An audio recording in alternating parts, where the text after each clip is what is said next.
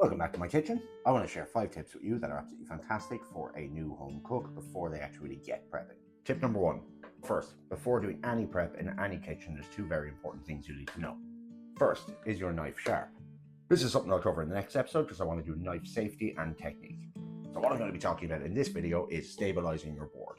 If you have a board that can freely move around, not only does it make it much more dangerous, it also makes it way more difficult to get precision cuts. Best way of avoiding this is by putting either a damp tea towel or J-cloth down. I will sometimes use kitchen paper with a spray of water. We get our board down, and now it's not budging. So now when I'm chopping something, I don't have to worry about the board moving and cutting myself. Do yourself a big favor and get yourself a bench scraper. These are mostly used by bakers or chefs that will be working with doughs a little bit more often. They're also very handy for scooping up your prep. It's using the edge of your knife to scoop up your prep, which can very easily lead to a blunt knife. When you're not using it, it can slip very nicely underneath your chopping board, and then it's just by you when you need it. Point 3, get yourself a bowl for your waste and your rubbish. You can use your scraper to get all your rubbish nicely into one bowl. Having a bowl at arm's reach means that you don't have to go across the kitchen to the bin.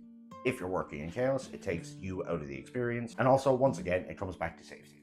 The more shit that you have around you that's not needed, the less safe it's going to be. Point 4. How many times have you read a recipe and it tells you at the very start to preheat your oven? How many times have you then ignored that and only preheated your oven when it comes up later on in the recipe? When we are cooking something and it needs to go into an oven, we need that thing to start cooking immediately. If your oven is still coming to temperature, that's not going to happen. Say if you sear off a big steak and it needs to go into the oven. If you put that into an oven that's not preheated, the temperature of the steak is going to go down before it starts rising again. Whereas you sear off your beautiful steak, get it in the oven, and it's at temperature, it picks up directly where it was. Now, for my last point, I would thoroughly advise everybody to get yourself a thermometer. This costs about 11 quid to 15 quid on Amazon. Very cheap, very replaceable, because these things get left in ovens the whole time. Or other chefs nick them. Chefs always nick tea towels and thermometers. The reason I would advise getting one of these is because real life is not MasterChef.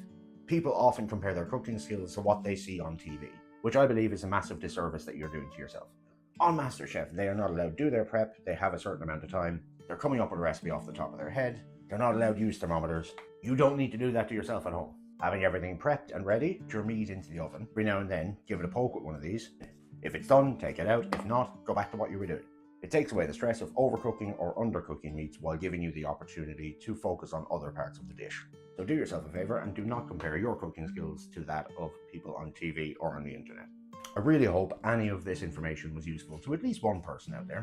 Don't forget to drop me a follow if you like my content. I'll catch you on the next one.